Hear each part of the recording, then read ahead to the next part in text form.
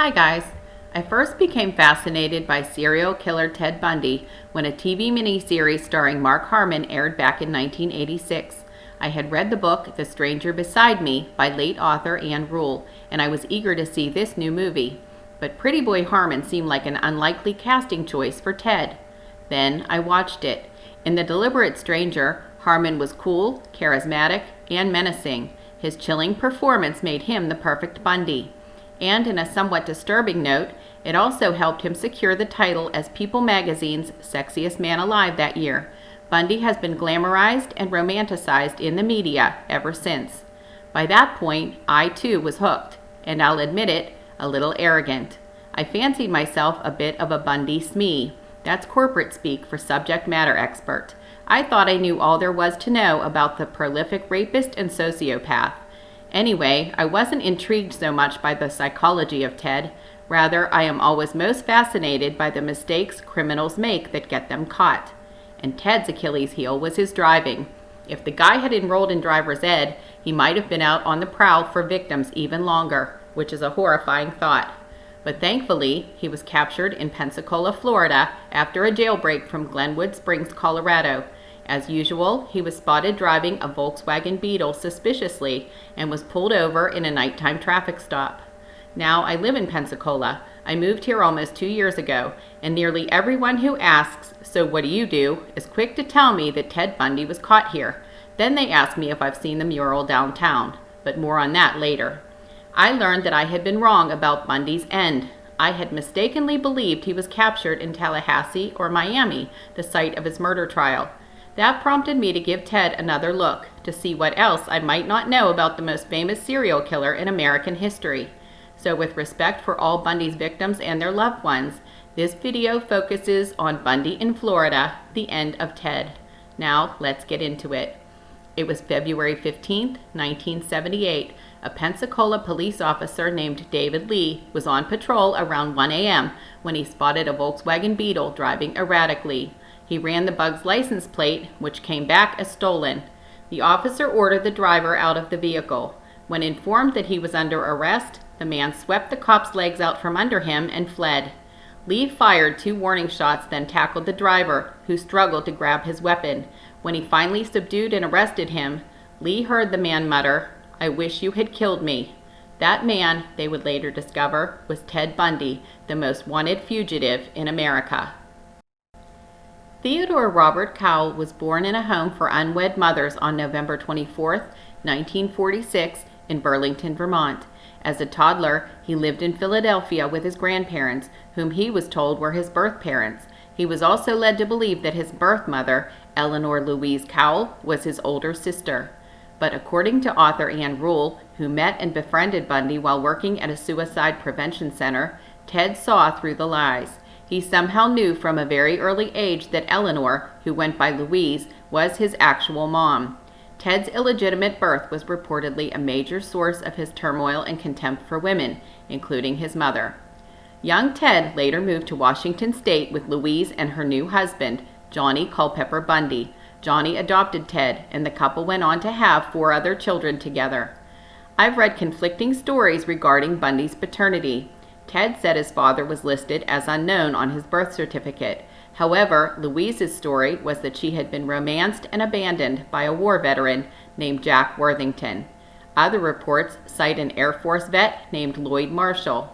On a darker note, there were also rumors that Louise had been molested by her own father, resulting in her pregnancy with Ted, but a DNA test later disproved that theory. Bundy routinely described his childhood as uneventful. However, most of us would likely use other adjectives. By most accounts, Ted was socially awkward and prone to histrionics.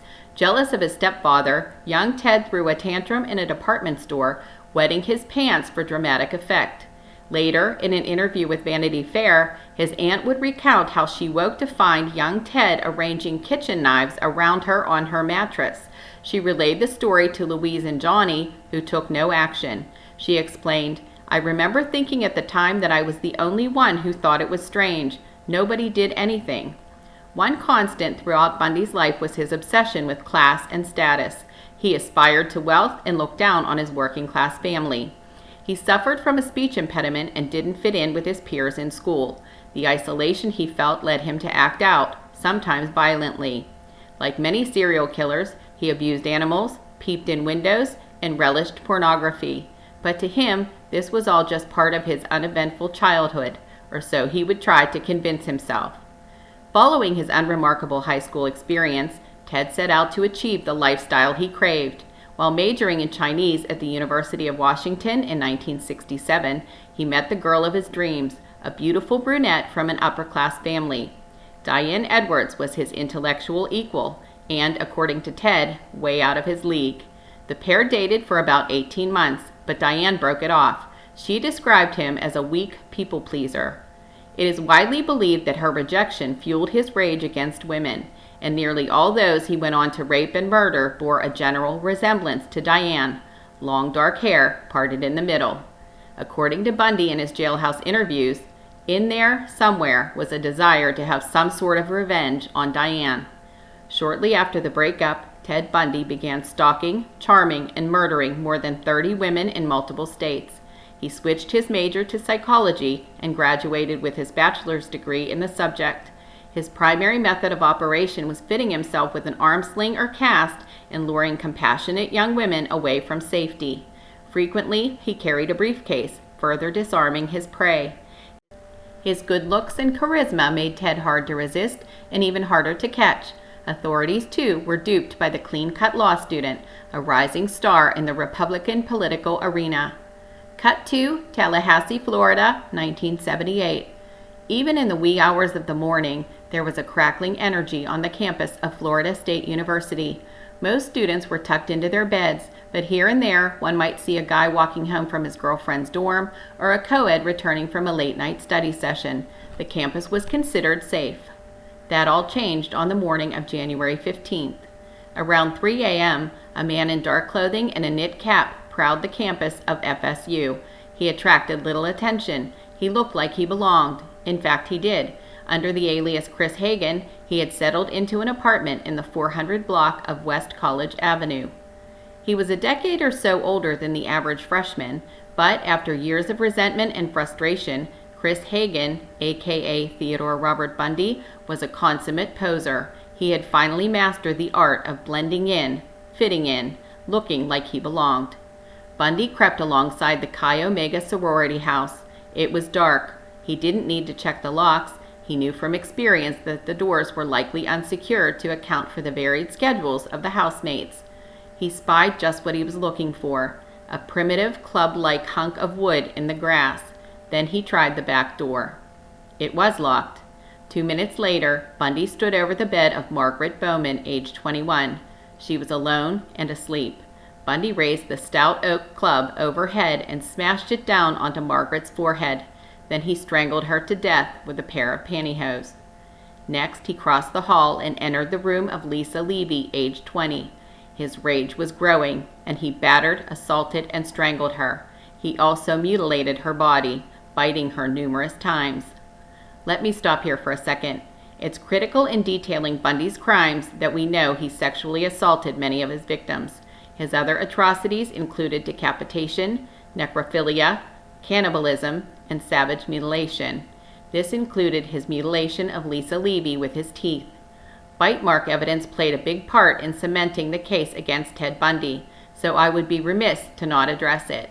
But I will spare you the gory details, which are available from dozens of other sources on the internet. Now back to Chi Omega. As Lisa and Margaret lay dead in their rooms, Kathy Kleiner and Karen Ann Chandler were asleep in their shared bedroom. Kathy heard a noise and awoke to a dark figure standing over her. Before she could process what was happening, Bundy raised his arm overhead and brought the club down onto Kathy's face. He shattered her jaw, and she was unable to call out for help. Karen, in the other bed, woke to the commotion. Bundy, in one swift, ninja-like move, savagely bludgeoned both girls at once, rendering them completely disabled. Then suddenly, bright headlights from the parking lot behind the house illuminated the room. Bundy panicked and raced down the stairs. He missed the witness hiding in the darkness as he slipped away. The quiet was shattered by the frantic screams of Chi Omega housemate Nita Neary, who had just discovered the carnage. But his rampage wasn't over. Less than an hour after his frenzied assault on the sorority house, Dan's student, Cheryl Thomas, lay asleep in her room. She had returned from a first date with a nice boy a short time earlier, made herself an open-faced peanut butter and honey sandwich, and fell into bed. She recalled later that her date had suggested she stay at his place instead of driving home so late. She could never have imagined that a ruthless serial killer would bludgeon her in her bed and leave her for dead, his blows shattering her jaw and fracturing her skull. His attack had rendered her deaf in one ear and destroyed her equilibrium, but against all odds, she fought to survive and continued to pursue her dreams of a career in dance. As news of the attacks in Tallahassee spread across the country like a wildfire, authorities in Colorado, Washington, and Utah were still desperately seeking escapee Bundy. Could he be the killer of the Chi Omega girls? The attacks on the sorority house were drastically different from Ted's M.O. Uncontrolled, manic, sloppy.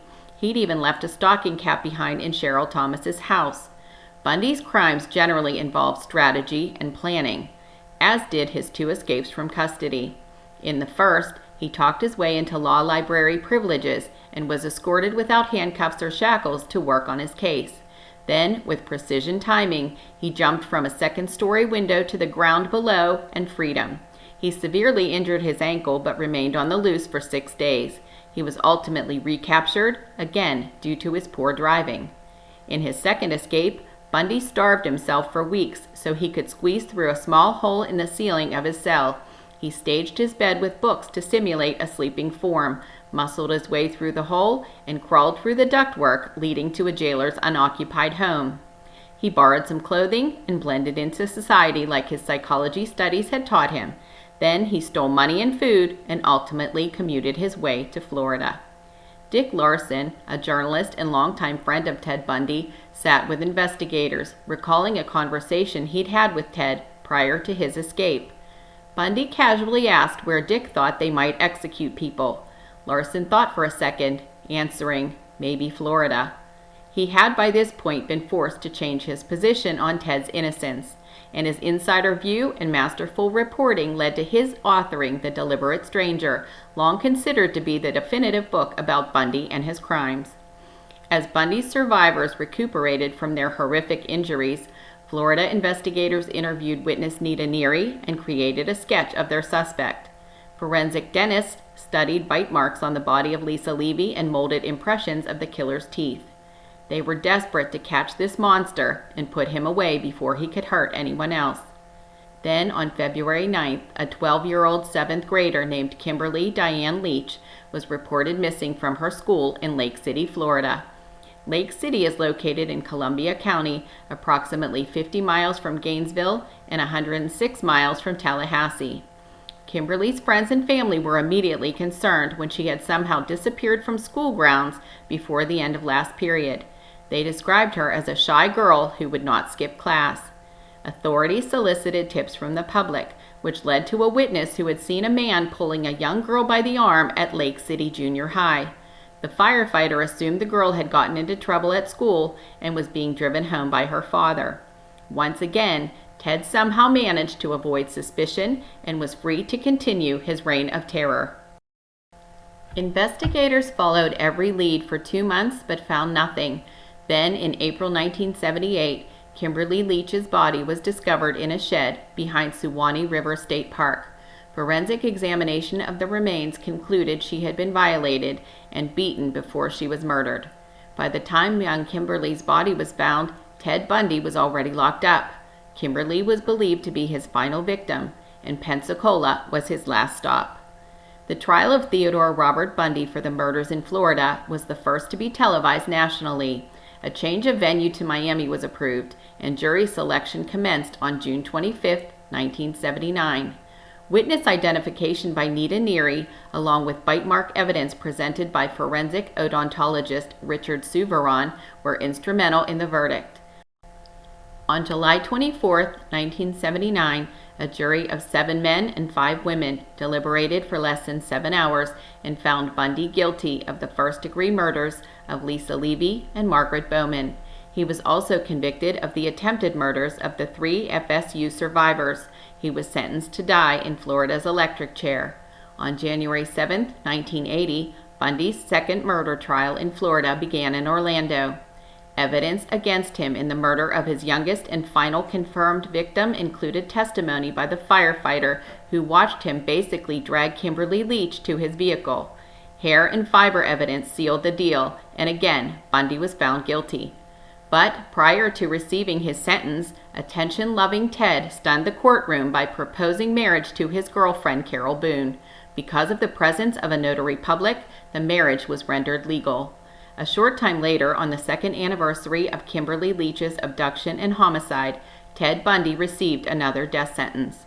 Ted was scheduled to be executed in November 1986, but on November 17th, he was granted a stay to determine his mental competency during his 1980 trial. 13 months later, a district judge ruled that he had been competent, even referring to him as, quote, a diabolical genius.